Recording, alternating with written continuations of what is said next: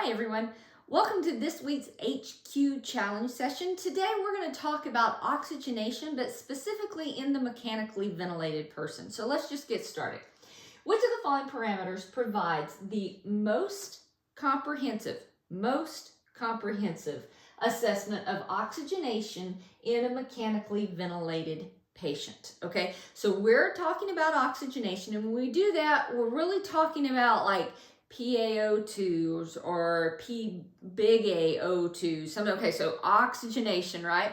The reason I'm saying that is a lot of times people get oxygenation and ventilation mixed up. Okay, ventilation has to do with CO2 removal, which is due predominantly with minute volume, where oxygenation is about PaO₂, right? And the movement of oxygen from the alveoli into the capillary bed. Okay, so we're looking at oxygenation. We look at all four of these, and they all have a component of oxygen in it. So we know that we're at least all of these deal with oxygenation.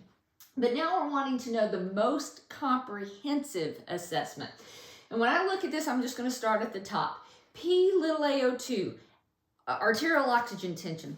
We look at this all of the time like it means something, but if you really stop to think about this, all this is the amount of oxygen dissolved in the plasma. The majority of oxygen is bound to hemoglobin. So PaO₂ really is not a comprehensive assessment of oxygenation on anybody, much less a mechanically ventilated patient. That is not the answer. All right. A to A difference, okay? The difference in the oxygenation between the alveoli and the arterial bed. And remember, when we do the A to A difference, that mathematical difference should be a low number if oxygenation is great. So this is a good thing to look at, but really when you think about it, all it's really talking about is the difference between alveolar oxygen tension and arterial oxygen tensions to be able to facilitate that movement of gases from an area of high pressure to an area of low pressure. And while it's good, it's not the best choice of these four. So then we move to the PF ratio. I like that too because it is a relationship between the pressure of oxygen compared to the FiO₂ the patient is receiving. And yes, we're getting somewhere, but that's still not the best thing.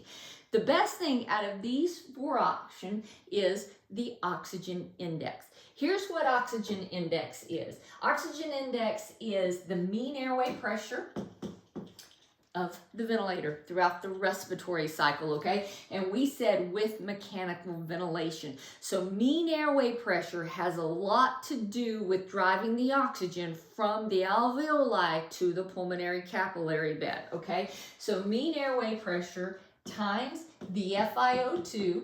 And when you're using this mathematical formula, that FiO₂ is going to be a whole number. So if it's 60%, you use 60, not 0.6, okay?